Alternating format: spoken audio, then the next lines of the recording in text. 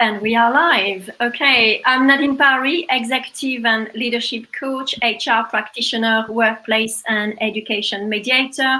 I work with leaders and managers to transform organizational conflict to accelerate business growth. And I am particularly interested in the impact of conflict on well-being and mental health. And today I'm joined with my colleagues and friends, Jenny Ling, Jan Daines, and Nick Sheriff. Good afternoon and good evening to you, because Nick is in Dubai. Nice to see you. Jenny, do you want to introduce yourself? Yeah, okay. My name's Jenny Ling. I'm a leadership development consultant, which can mean lots of different things. I work within organisations and across organisations, primarily in terms of leadership development, so developing and delivering leadership programmes, working with senior leadership teams and working on a one-to-one with senior leaders. I call myself a facilitator because the way I work is very facilitative. Okay. Jan? I'm Jan Daines.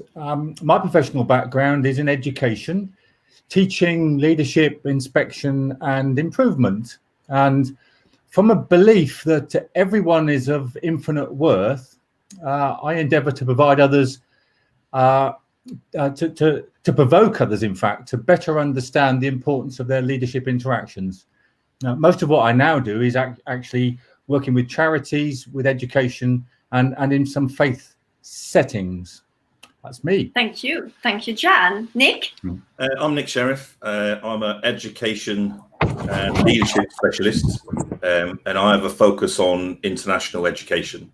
I tend to work with leaders on how they interpret the performance of their organizations, and try to empower their own teams to have improved quality outcomes.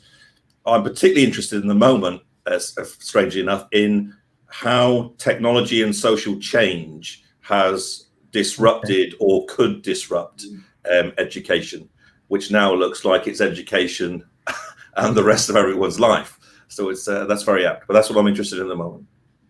That's great, and I suppose it would be nice to declare that we've all worked together before. We've all been in Dubai and Abu Dhabi, working at ministry level on education projects, and it's been great to work together. We've developed a lot of leadership program, and we've also looked at mental health and well-being, because there is it's interesting to see whatever you do, you need to think about the impact that it's going to have on people's health and well-being. So today we're going to be looking at how to be positive and how to improve our well-being. And the aim of this LinkedIn Live is to investigate, because we're going to be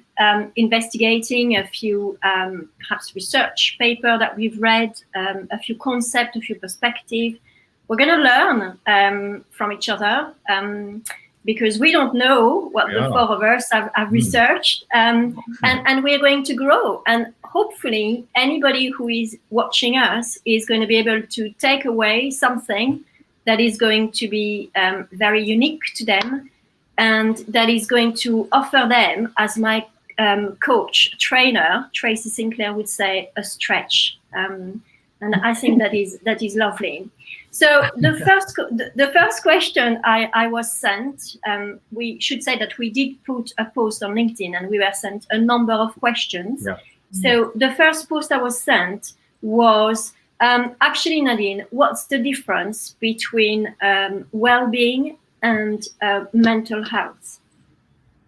Which I think it's a very interesting question, because I think that sometimes people mix the two, and we don't always explain the difference. So is there one of you who want to take that question and start us off? Yep, I do. I can't hear you. Yeah, well, Okay. My view is that mental health is a component of well-being. Well-being is a bigger thing. I was noticing today that Captain Tom here in the UK is encouraging people to walk with him for their well-being, for their exercise. That's part of what that is, and of course that will improve a whole series of things for a whole series of people. There's some things it won't touch for some people because it's a bigger thing. It's tied up. So that would be how I would approach that. Yeah. It's probably interesting to say that until 2005, mental health was about this notion of freedom from disease. And it was only in 2005 when it got relabeled that it was about having, if you like, the ability to deal with stress in everyday life. Nothing to do with sport, nothing to do with work, nothing to do with anything particular other than, do you know what? It's not natural for you not to be stressed. And if you looked at lockdown, maybe you could say that a lot of people maybe like being at home. And I was thinking, does that mean maybe it's less natural to be at work, which leads you to then think, well, maybe people are stressed at work because it's a bit awkward. And that would mean that maybe everybody needs a bit of well-being and maybe some ideas of how to deal with that. I think that's a great point. Sorry. No, this I is was going to say, happen, isn't it? yeah. I was just going to say, hello, Karen Jones, who was with us in Dubai and Abu Dhabi, actually, has just come on. And oh, lovely. Hi, Karen. To see us. Yeah, great. Jenny? I think Nick's point's an interesting concept about mental health and well-being and how they're impacting on everybody. And how at the moment, since 2005, it's become much more high profile. And prior to that, I remember work-life balance starting to come in around the early sort of 2000s. Prior to that, it was sort of, oh, we're feeling stressed, let's go and get a chocolate cake. So I think that our self-awareness of it has risen hugely. But I think that to me, and I'm not an expert, but to me, mental health seems to be almost a product of poor well-being, or poor mental health is a product of not looking after your well-being. So like Jan was saying, it's a sort of umbrella. Well-being is a sort of umbrella which underneath comes the impact on your mental health. That's how I see it. It may be a bit naive in thinking about it that way. What I've done actually is I always go back to the dictionary, because I like my dictionary and I like my thesaurus.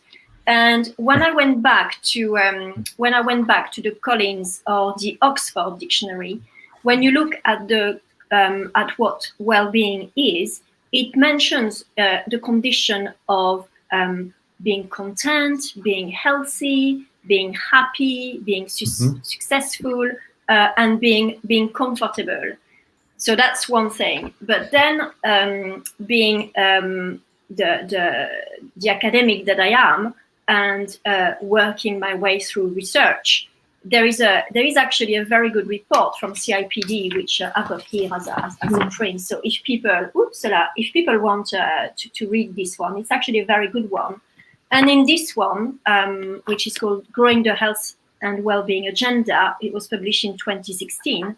They talk about well-being as being related to work, being related to the values and principles, being related to the social collective aspect, being related to personal growth and health. So depending on what definition you look at, it takes a different angle. And the one that we are particularly looking at is stress, because of what's happening right now. I mean, the three of you mentioned the word stress.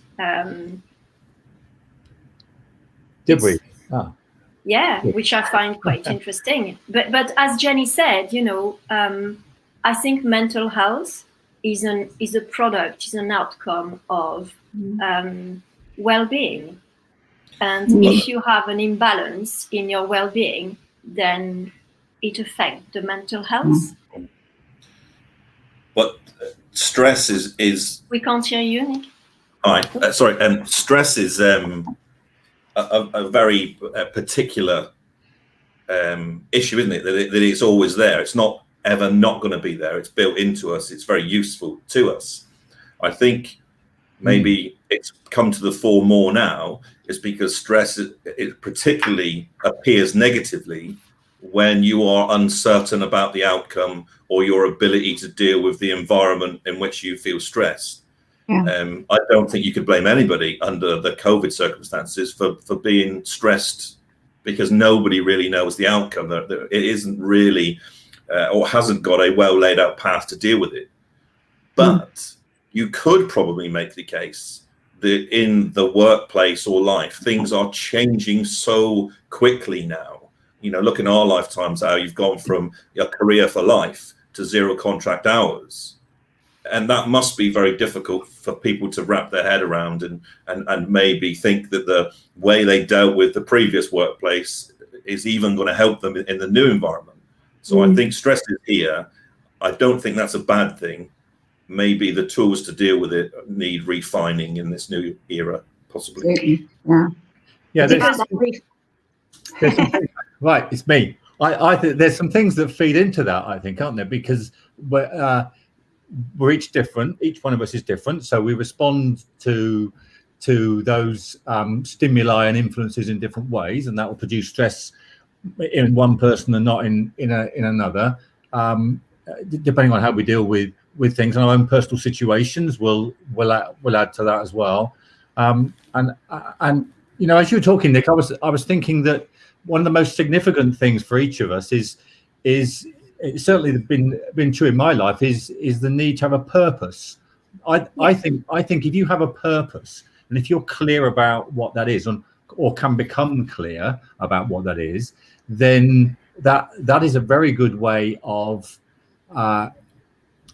combating stress and certainly promoting well-being. I know that I feel better within myself when I am clear about the purpose and when I feel that I'm acting to that purpose. And I'm not a nice person to be around when I'm frustrated by that lack of purpose or lack of meeting it as such. So yeah, I think we could explore something around that, couldn't we? Do you think, John, it's about lack of control as well? That, you know, within our lives, there are normally certain things that we have control of. And at the moment, almost across the world, people have lost control of what they are doing from day to day. You can no longer plan what's going to happen next week or next month or next year, particularly if you're like us and we work freelance. There's a huge amount of uncertainty around. And I think that when you have control of a situation, it gives you a reassurance because you are confident in how you can act. And I think that along with what you were saying about having a sense of purpose, I think is having a sense of control over your own life. And perhaps for me, it's about looking at what can I control? I can't control all those things. So let's put them on one side. What can I control within my life? So, for instance, I can control the influences that are coming in. So I want to have the influence of positive people. Now, you guys are that for me. You're my positive people. So if I want to be, if I want to feel good about myself, I know that interacting with you guys makes me feel like that because of the relationship and the trust that I have. But I think that the converse of that is the people who are toxic in your life and the people who are de-energizers that actually take the energy from you. Yeah. So I think that linking to what you were saying, having control over what you do and the things that you can control are really, really important because they've diminished hugely. Yeah, and if I can just jump in again, sorry if I'm being demanding, but no, that's good. For some people, so I completely agree that a sense of control is crucial and certainly a contributing factor. There are some people who are in situations that they can't control. So does that mean that they resign themselves to a life where stress is at ridiculous levels and their well-being is poor? Well, I think no, because I think part of what we can do to help ourselves is to identify those things that we can have some control over, and learn to let go of those areas that we can't. And that real acceptance. One of the things that someone said to me once, which was really helpful, I'm going to try and show my hands. He said, that thing that's really, really worrying you, Jan, pretend it's in the open hands. You're not grabbing onto it. You need to just learn to do that. And then if it's, so it's a sense of being in control of what we can control, and Exactly. not being concerned if we can't. Yeah. And taking steps. I mean, I know that some people have a lot more control than others, and an awful lot of people have their lives are constricted by other people, and it's much more difficult, I understand, for them to take control. But nobody controls your mind, and nobody controls your thoughts. And that within that mind and within that thoughts, there's the ability to go outside and walk outside, to listen to music, to read, to play guitar, whatever it is that gives you that sense of well-being and sense of control.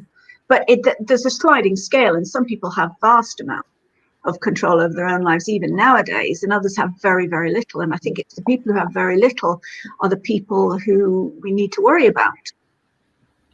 Yeah. I mean,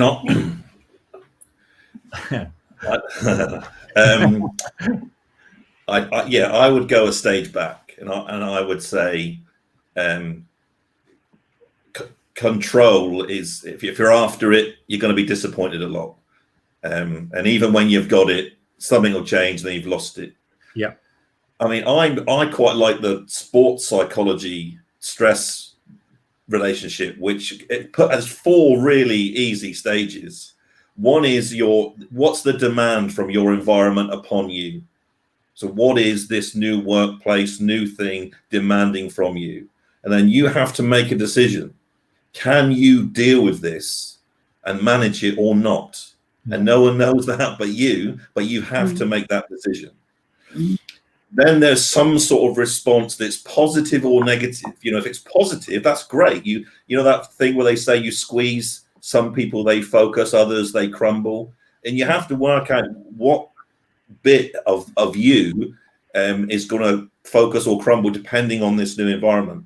Then there's a response, and I think in many respects learning that quite quickly empowers you to not be too bothered about what's thrown at you.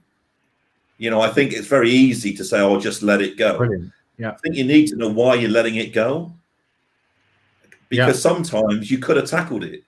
And if you're like with students, sometimes you really want to push them a little bit, and I almost want to squeeze them until they almost crumble, so we can get the best out of them. But I think in the modern workplace, there's a lot to be said from thinking of your staff like an Olympic team or a football team of world-class performers, and how do I get each of those performing at their best? When you look at it like that, it's really obvious that you don't treat everybody the same. Yeah, isn't it just? Yeah. And that's a real... I just want to pick on what you've just said, Nick, looking at your team as if it was the top team in the whole of the world, bearing in mind that your top team is not in one physical place, bearing in mind that your top team can be actually spread around the world, which perhaps makes it a little bit more challenging. But with every challenge come an opportunity, in my opinion. Okay? And it's about looking at what we are currently doing and changing it for the better. So reflecting. So it's a little bit, again, Nick, about what you were saying. Hi, Nicola. Hope you're well. Nicola Morris has just Hi, Nicola. Great. So it's about stepping back and assessing what has worked, what has made you strong, so the strengths, and how you can pick up the areas where perhaps you're a little bit more vulnerable, but you need to work on because it needs to work. We have at the moment a lot of people working from home in difficult situations where their home is not designed to work from home. I mean, they haven't got an office. They have to share the living room or the kitchen. They have, children around, young children possibly, older members of family that they're thinking about. I mean, from all fronts, people are carrying some quite heavy luggage at the moment, mentally, emotionally, and yet, at the end of this LinkedIn Live, we've got to give them something positive to think about, Well, how about you are not the end of the stress piece of string? Yeah. Do you know what I mean? A lot of people think, oh, it's me. I can't deal with it. But I bet everybody's boss and CEO who've got their kids running around them and they're in their living rooms are now probably as stressed as you are. And that's maybe the first time we've all been stressed in a very similar sort of way. So maybe there's a bit more empathy around it now. So maybe these conversations fall kindly on all levels of individual now, and not just seen as, stress is for weak people. Stress is for extremely high performers and very strong people. It's just what we do with it that changes that perception, I think. I think that's a great. Yeah, and being able to share with people and saying, I feel a little bit stressed at the moment, which before we've all been head teachers, right? I mean, can you imagine telling your staff, well, I'm stressed? I mean, this is something that I would never have thought of sharing with the staff because you feel vulnerable. But I think right now it seems to be okay to share how you're feeling. Jenny, you wanted to say something? Yeah, I just think that's such a good point about the fact that it's not a weakness and it's always been seen as a weakness. And I'm just thinking whilst you're saying that, Nadine, is if I was, I'm no longer a head, but if I was, would I admit how things were at the minute in terms of stress? And I think it's about acknowledging the challenges and the stresses that are there, but saying, okay, what can we do about it? So it's then flipping it and putting a positive spin on. So I don't think I would go and open my whole heart out and say, oh, I'm so stressed, I can't cope. It would be much more about, we must all be really stressed. What can we do about it? And actually kind of work together.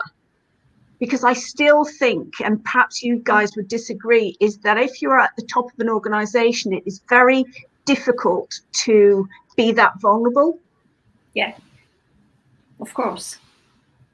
It is absolutely difficult to be that vulnerable, but just because it's difficult doesn't mean that's the wrong thing to do. That's one of the challenges of the mantle that comes with leadership, isn't it?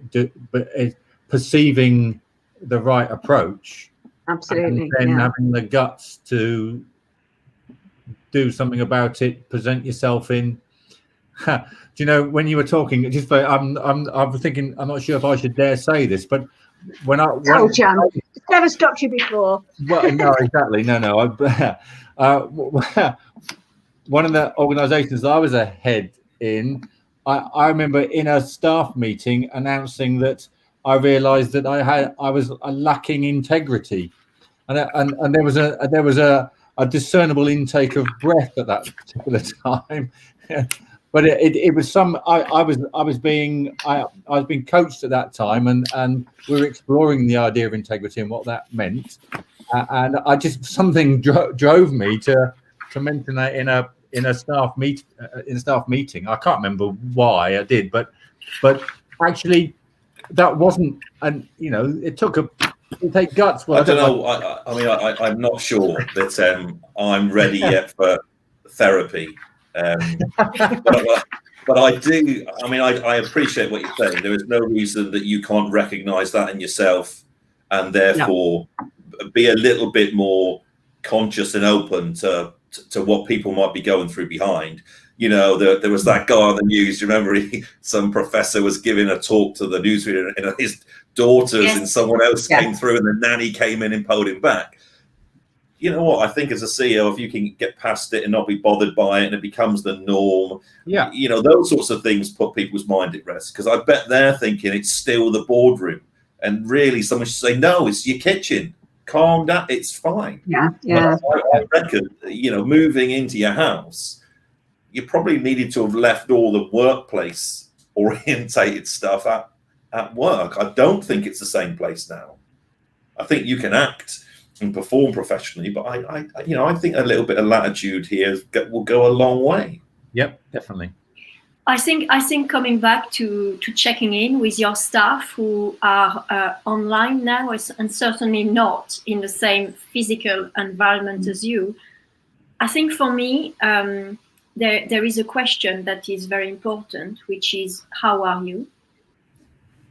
But I was doing a training last week on mediation, actually, and we explored asking twice the how are you, because when you ask how are you to somebody, it's very easy for people to say I'm fine, and they're not fine at all, and it's actually challenging nicely. So I would then ask a second question, which would be, how are you really? How are you really? Yeah. Yeah. How are you really? You do ask those questions. I can certainly vouch for that. Thank you, Jenny. Thank you. But don't you think it's a bit different? Imagine in a meeting, in a formal setting now, and imagine you going around that meeting saying, how are you? And pressing the question. There's always something that's a bit more acceptable about it now. But I wouldn't necessarily do it in the meeting like that. In a meeting, I would probably ask other questions. But on my one-to-one, and I think that it's really important to keep having the one-to-one. I've always had my one-to-one in my career. That those were never moved unless there was something critical. But I think now it's really important to have the one-to-one with people, to have that really very important moment to ask those questions, and where people have a safe and secure and online environment to actually open up to you. I would never expose somebody in a meeting. I'd probably ask different questions to understand the temperature of the team in that online environment. I'd do it differently. I mean, I think I told you the story. I have quite a scary guy who's relatively senior to me over here where we work with. And he has a real presence physically and professionally.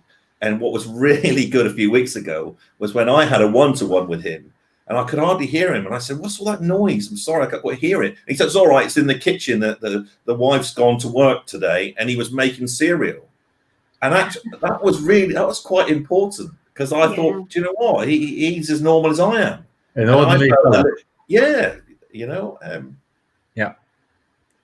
So what we are saying then, for reminding ourselves that our topic is about how to be positive. I mean, what are we saying here? We're saying actually we need to be asking the right questions to people. We need to, Jan, you said have a clear purpose. Have a clear purpose. Yeah. There's something about control.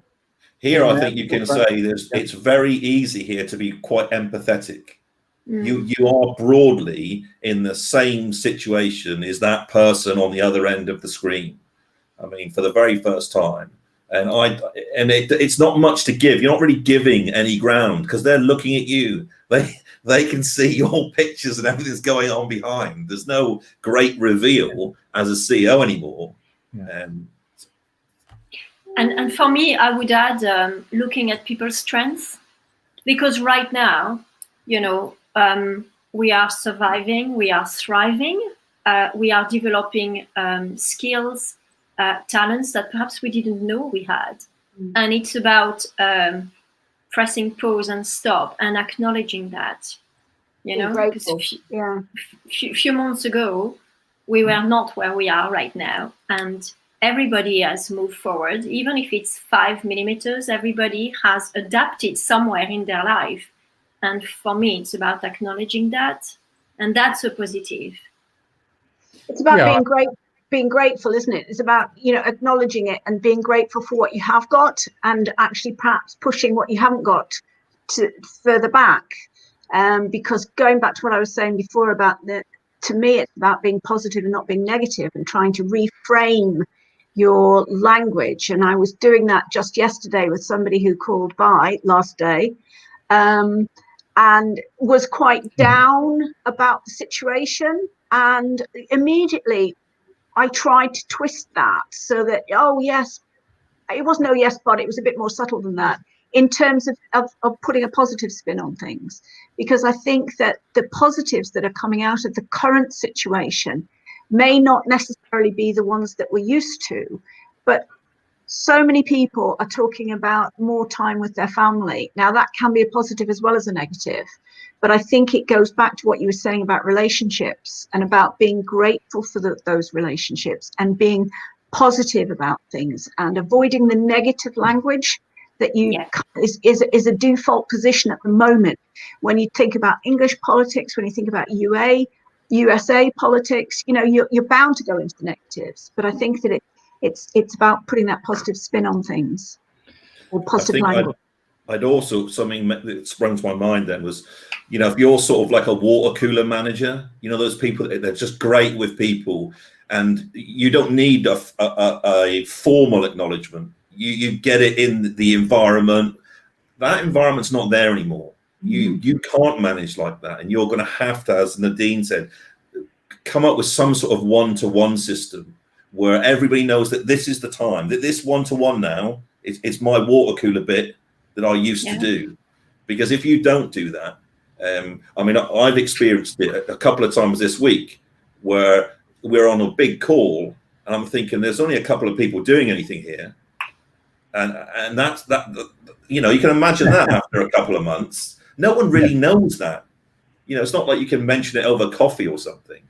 And we're finding it in schools. One of the problems with getting into schools and looking at lessons is the idea of breaking kids up into smaller groups in this sort of medium and then still having a degree of management over it. It's really awkward, but we're losing something by not doing it. Do you think, though, if, for instance, the four of us sitting here together, if we'd done this face-to-face around a table, would we get the sort of dialogue that we're currently getting? I don't think we would. I think I've had much more in-depth conversations with people because you're face-to-face with absolutely no distractions. And I find that although nothing replaces the relationship that you have with people when you work together, nothing replaces that. But sometimes the conversations that you can have in this way actually move on much quicker than they would if you were face-to-face. I'm just going to throw that in. I think when you've got a nice room on your own, that's fine. But in our house during lockdown, 2 kids in 2 bedrooms having lessons, me doing inspection in the maid's room and the wife running her classroom in the dining room. Okay, point taken. That's really, sometimes it's quite challenging to do that. Well, yeah. But now you're sitting there relatively undisturbed. And the conversation that we're having now is part of that. Well,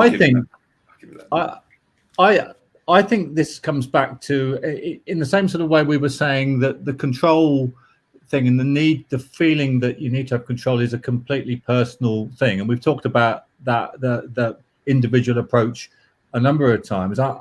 I think one of the key ways of dealing with stress and well-being in this situation is to identify for each of us to identify for ourselves. I don't just mean us four, people who are considering this, to identify what those things that need to bubble to the surface and become more apparent than before, and equally those things that possibly need to be filtered towards the bottom a little bit. So just a couple of examples. I was thinking the need to engage with others. That I mean, we've mentioned that in various ways, but the need as a leader to find a way to engage with others, I think that's absolutely crucial. And it can't be the water cooler because we're not around it, but there will be a way to engage. Find a way to be kind, I think. And in fact, I think these things that may have been mentioned in the CIPD study as well, some of them. And then something, just a quick example of something that might sink down to the bottom. So, school inspections have always been about outcomes and about I'm sorry to put this in the school's context, but it applies to anything that's got an outcome basis. And recently we were all involved in the remote evaluation of schools, so that and I was really pleased to see that outcomes didn't, in terms of academic outcomes and progress measures, didn't feature at that time, and that just felt to be, as if it was absolutely right. The thing that bubbled to the surface was a well-being in those schools, well-being of staff, well-being of students, and the thing that found its way towards the bottom became less important at that time was those academic performance measures. Now, I'm not saying that's the recipe forever, but it is, I feel it is possibly a recipe for now. So what I'm trying to say is, let's try and identify those in each of our individual situations, and work towards those being triggers for our own well-being and of our staff. End of story. Some of the research that I've been doing talks about creating a well-being plan, and it kind of breaks it down. I mean, I could show it there if that helps. Oh, look. Okay, Jenny. Yeah. Right. So it's really about taking 5 different aspects of your well-being. I mean, I'll whiz through the 5. There's lots of points underneath, but just to see if this makes sense to people. Exploring purpose and meaning, which is what Jan was saying, what gives your life purpose. Retaining your autonomy. Experiencing personal growth. Yeah. Managing your life, being proactive. That's the in charge thing again. Invest in positive relationships, and learn about yourself. Identify and appreciate your strengths and build on them. And finally, be proactive, not reactive, about your well-being. So I just thought that kind of encapsulates quite well all the things that we've been talking about, that if you look at it as an audit of your well-being, and actually then build into that. I'd never thought of making a plan for my well-being. I do plans for all sorts of other things, but well-being seems to be a sort of ad hoc type thing. Yes. Whereas if you actually went into it, and I think that with lockdown, I mean, Nick, you're probably aware that we're all in full lockdown now, that something like this is perhaps something that it would be really useful to focus on in the next 4 weeks. Is actually doing that audit and then doing a plan and seeing how much control that you can get over your life. And also celebrating the wins. Absolutely. The glass is half full. It's what am I doing better? Because we've all had to adapt. That's the thing. Yeah. Despite what people are saying, everybody has something that has evolved in a positive way. And it's that we've got to celebrate.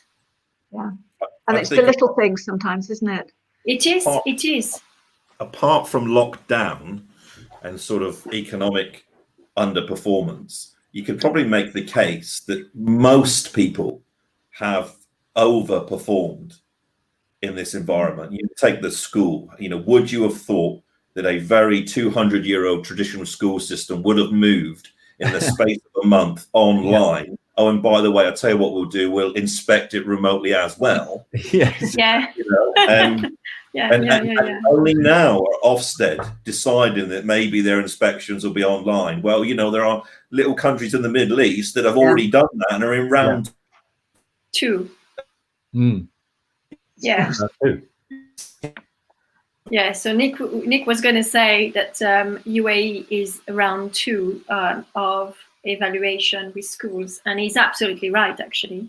Jan, did you want to say something? Well, no. Well, I was just going to sort of help to rescue Nick, really, by saying, I mean, Nick has a very strong focus on the use of data, the positive use of data in school, and positive use of get information in general, and it may be, after all I've just said about this time and the things bubbling to the surface and the things necessarily needing to become less important, that this is the moment to introduce something about performance measures in schools. I mean, they're not going to get away with it. And I guess if you were running a company, you can hardly ignore that for too long, to be honest.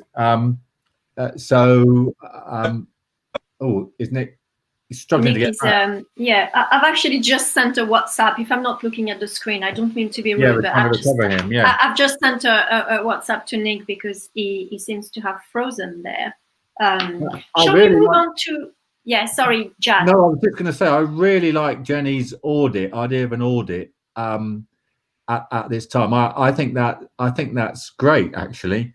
I can think of several areas that I can use that. And let's you've swapped places. I'll send you the structure because I think with an audit, I think you need some kind of structure. So I'll send you that, Jan. Yeah. I think what we could do, Jenny, is we could publish that actually on LinkedIn for all of the people who have watched us. We did say last time when we were kind of planning the LinkedIn that maybe we could put a resource available to people. So we could do that because that's an excellent idea. Nick, you disappeared in the middle of saying something. Hopefully I'm back. Were you making serious? We picked up your conversation. Oh, okay, round that's two.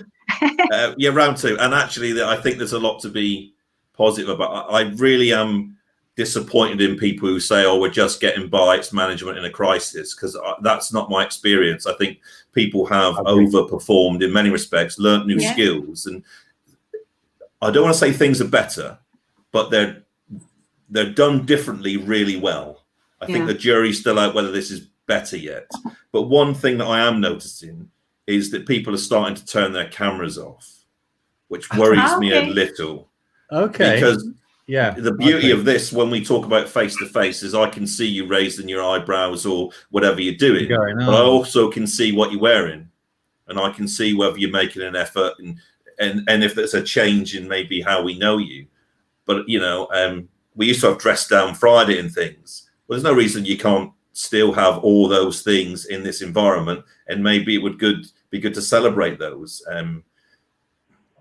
I know people say you get Zoom fatigue, and people are more interested in what you've got on the shelf this week, you know, or what pictures hanging there. But at the end of the day, you know, we are meant to be socially interactive humans, and even in the workplace, that's what we're doing. I think it's important that we continue to make that happen. Yes. Yes. Can I just mention Karen Jones? Karen is saying levels of resilience vary in people, and some find the constant flexibility demanded by our current circumstances are very challenging to manage. I mean, it's a fair point, isn't it? I mean, we are flexible at our extreme at the moment because we don't know what we don't know. I think we can defend the position and say the range of required resilience is actually slightly artificial at the moment, driven by extremes of circumstance, and that will get better. And if you're operating in this environment, well, you're doing really well because it's probably as extreme as it gets. But I get a sense that the world has moved on a pace and everything's gone up a gear. And you know, I would certainly say from a school's perspective, the greatest tool for kids that we can give them is resilience. Absolutely. You know, I am almost starting to think that content and knowledge, it genuinely is taking a backseat over skills now.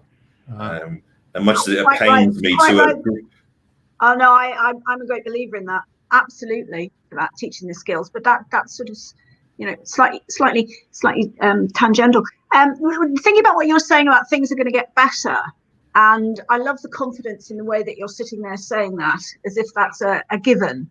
Well, because it will.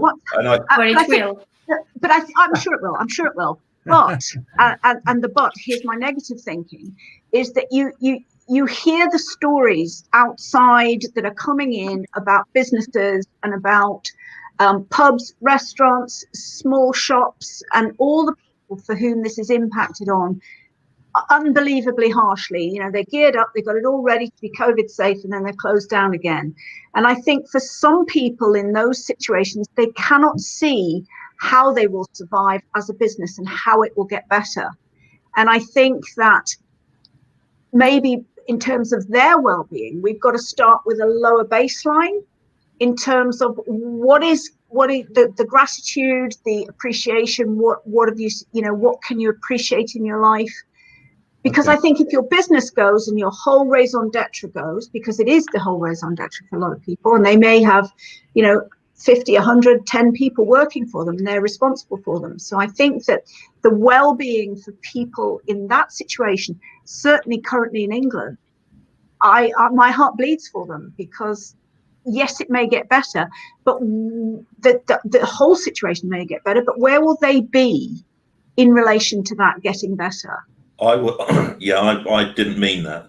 What I mean is it'll get better if you want it to get better. Not that suddenly your pump's got to be going. Okay, yeah. You can't be in a world that's flexible and dynamic and think you're this granite obelisk and you'll be fine. I think one of the things about, looking at the stress that you feel now is, what can you manage? What can't you manage? What needs to change? I think, letting things go like, I can't control whether my staff are here this week or next week, whether they're going to get paid, and letting that go, that feels unsatisfactory. I always feel like, we should maybe get together and go, okay, we're going to lose that, but what else could we do? What should we do? Yeah. Mm-hmm. So actually, for people who are watching us, there will be people who've lost their jobs. There will be people who are about to lose their job, or for their business to go bust. What can we offer to those people who are watching us? Because the purpose of this LinkedIn Live is about positivity, how to be positive and how to improve our well-being. So what can we do, right? The four of us, for those people, what can we give them? What can we do for them so that they can take a little bit of something after listening to us? Work does not define you. There are many other things in your life to be grateful for, that you have, that you can get pleasure from. And I think it's easy to just get fixated on it. And do you know what? Turn the news off. Stop receiving that barrage of negativity. I think they call it spiral amplification. We've done it in our house. Do you know what? That rolling 24-hour negative message, I don't think that's healthy. If you tell somebody they're awful for long enough, do you know what? They start to believe it. Yes. So turn the news off. Okay, so that's one thing. And look to something positive. I mean, we have a lot of music in our house, which isn't always a positive.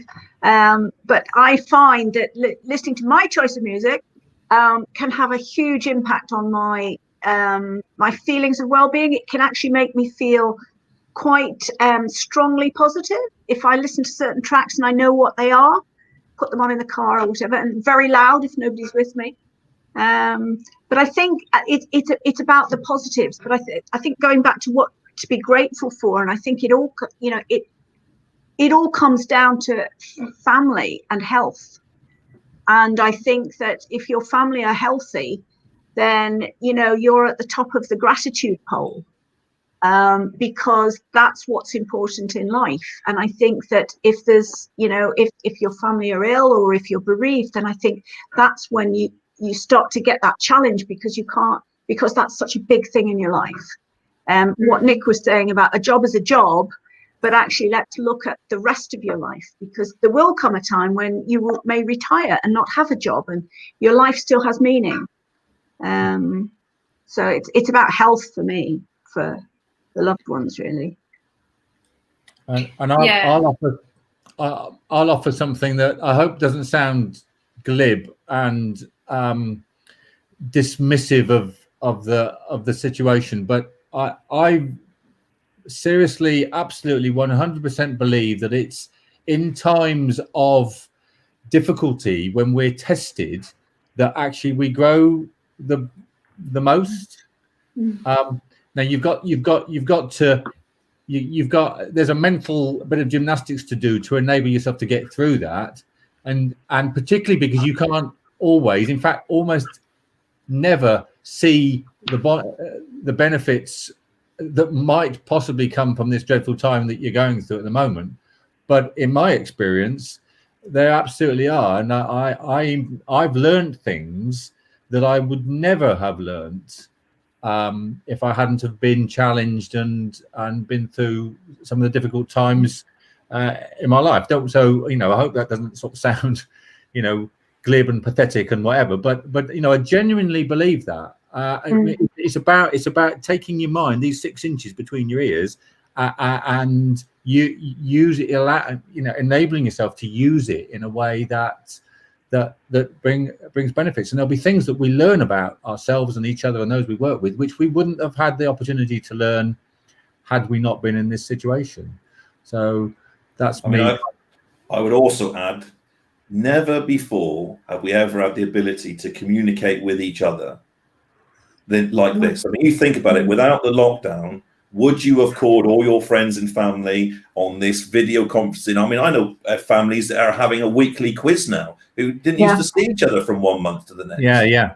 There you go. It almost is important, isn't it, to utilize this time and this medium to maybe do a bit more connection with people that maybe you didn't do before. You're not isolated. I think the trouble is at the end of the screen sometimes in your little room, that's quite isolationist in thinking it, and that's not the reality. The only thing is there is a little bit of an equity issue here, isn't there? Not everybody has the technology available and the skills available and the confidence or whatever it is to and that I think is I think that's probably in the area of things where I don't really know how big a problem that is, but I kind of think it is probably a big problem, if that makes sense. I mean, there is an element of well-being about this digital gap. The more and more we use technology, there are a group of people that are going to get left behind. But I'm assuming. I was going to say we need to acknowledge that and be aware that at the right moment, take those opportunities to close that gap. Sorry, go on. And from a UK perspective in lockdown, it's not as severe it was last time. The shielding's gone. You know, you could do the shopping for somebody next door. Do you know what I mean? There are things that make you feel good that maybe we should force ourselves to have a go at. I think it's a very good point, Nick, because I was doing the list of the points that we've discussed, and it's going back to being kind and being having empathy, and it's also serving other people. You know, what can we do to serve other people and to make a little bit of a difference in their life? I don't know if you saw it, but there was a program I think it was on BBC News, where it was a lady. She had a business and she was going to have to stop her business. She had a number of shops, and she started to cry on the TV because she was saying, you know, we thought we would get through that in August. We thought we were nearly there, and in fact now it's like backward. We're even worse, and I'm going to have to close everything. And I think Prince William actually then spoke to her, and they had a Zoom session, and we see this lady being positive and actually, you know, smiling. And I mean, she was not ecstatic, right? But somebody in that example, it was Prince William, but actually took the time to speak with her. And it's going back to what we are saying is talk things through with people, find the right people for you to talk to as well, because I think family play a huge role, but sometimes people don't have family. I'm quite limited with my family, so I have to find other avenues to explore, perhaps, you know, the support, the information that I need to have, and sometimes, as you say, it can be a neighbor, it can be somebody that is, you know, an extension of your family, but there must be somebody that you are able to talk to. And it's about identifying those people and have that conversation. So the power of conversations right now is really critical. The reframing the language so that we're not negative. And there's no point talking about COVID because it's happening. So it's kind of, you know, looking forward and moving forward. Yeah. I mean, I agree with you. I think the OECD have put a paper out on well-being. It's around students, but interestingly, it's on 3 levels. The first level is what you were talking about, Jan, the 6 inches between your ears. You know, it's that psychological, it's your physicality. That's the other bit we're not mentioning. You can go out for a walk and do some exercise, which helps your emotional well-being. And then the next level out is your little community, friends, peers, street. And then outside of that again is the context. And at the moment, the context is COVID. But if you took COVID away, well-being still exists. It's just not a thing because there's COVID and there's lockdown. Yeah. That just gives it a context. Yeah. Yeah. Well, we're in a period of extreme adversity, whether it's COVID or anything else. You know, something could happen again in the future. So I think it's about growing our resilience and understanding who we are becoming, so that we can, you know, be adaptable and flexible, and we understand what to do when. I think you said it earlier, that it's important for people to reflect, to work out how well they did during this environment, to bank that in their mind, which builds a degree of resilience. So when the next challenge comes, they can realize what they went through, rather than being, you know, the victim, if you like, of circumstance. Yeah. The fact that you've taken ownership and done something in a really extreme time, you should use that to build your stress relief system. You know, empower yourself to think, yeah, I went through COVID like this. The next challenge is, I'm just going to do it. It's not a problem. It's almost a toolkit, isn't it? That each one of us will have a unique sort of recipe or toolkit of skills or things that we do or say that will help us get through it. And what would work for me wouldn't necessarily work for you. So I think it's about what you were saying, Nick, is about identifying those things that you have done well, that you feel has helped your resilience, your agility, your ability to remain positive, and actually put that. It's acknowledging it. And because if you don't acknowledge it, it just goes, doesn't it? And it kind of links with the audit, because the audit in some ways is actually celebrating what you know and what your strengths are and what you do well. So I think it's really important that you're absolutely upfront with yourself about it. I think there is a worry. We get through crisis stoically, you know, it's an essential thing we must do, you know, to hell with the consequences, I drive forward, that's the right thing to do.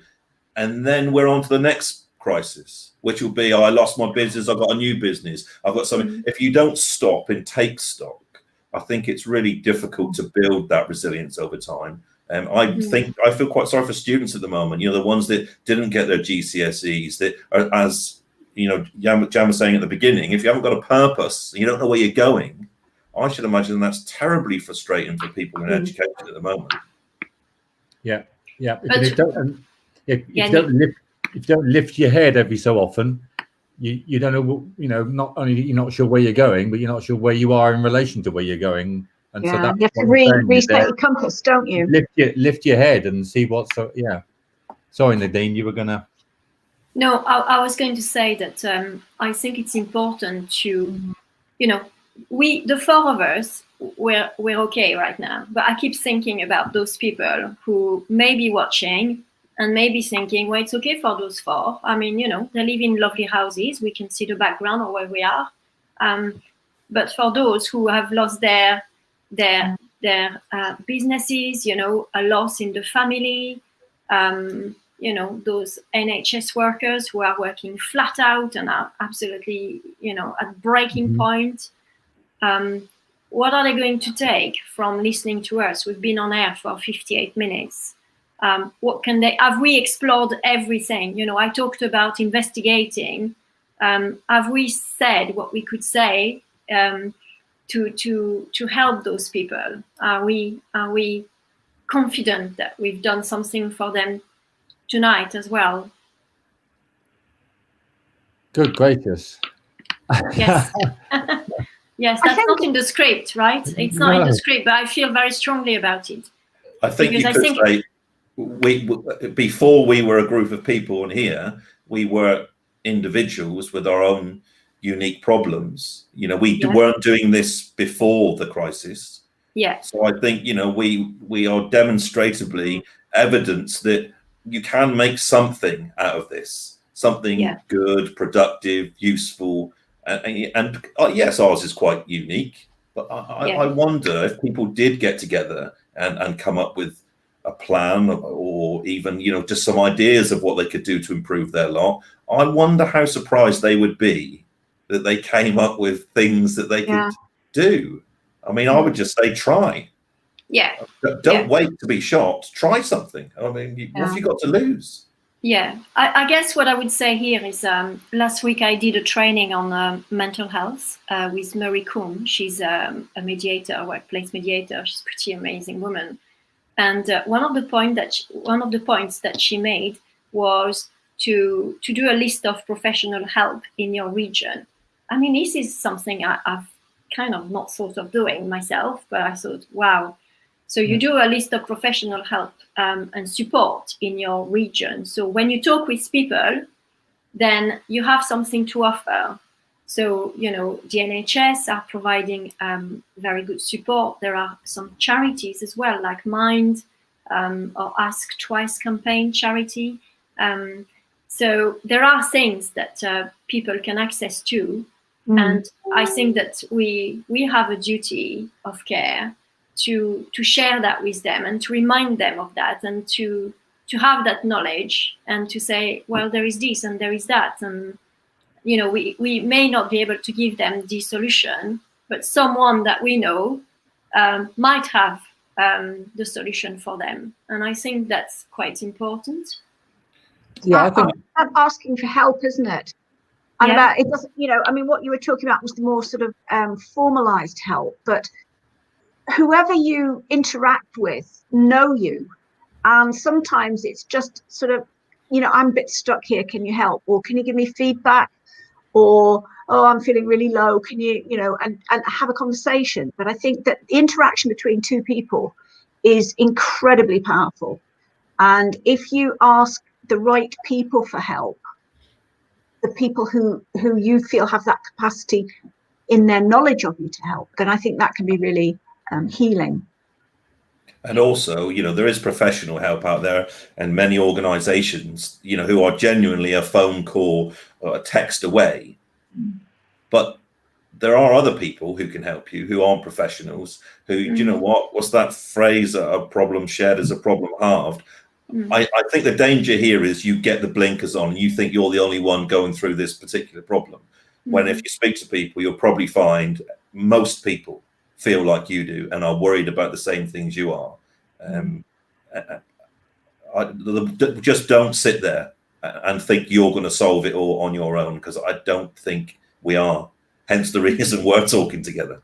Yeah, I'm confident because of an understanding of human nature, that each one of us, for everybody in every area, there is a network that you might not know about, of people who will spring out.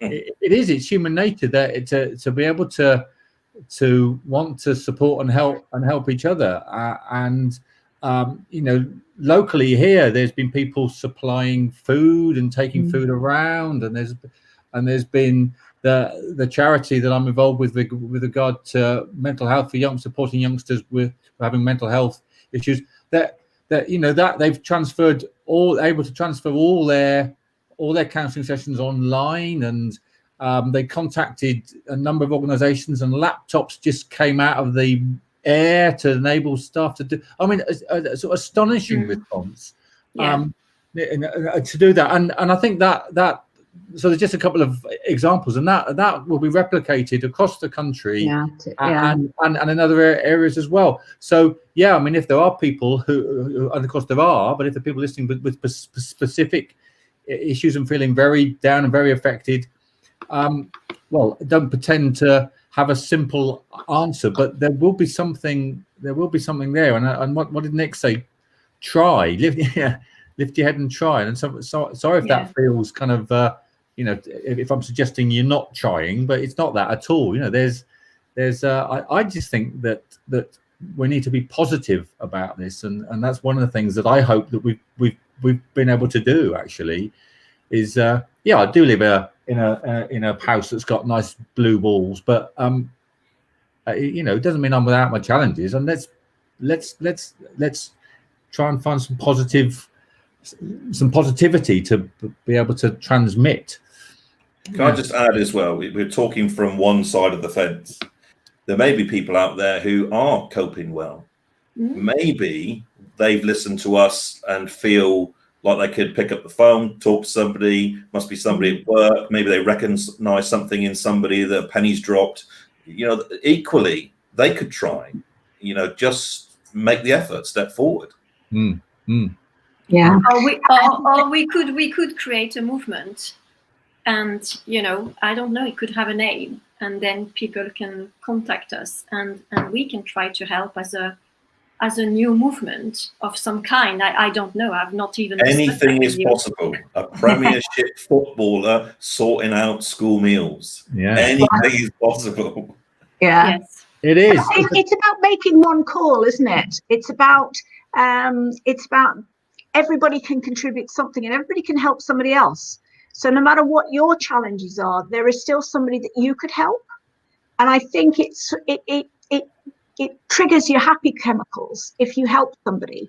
And even if it's just being aware somebody lives on their own and ringing them every day at 6 o'clock, just something little like that. I mean, I know that in my family that's happened.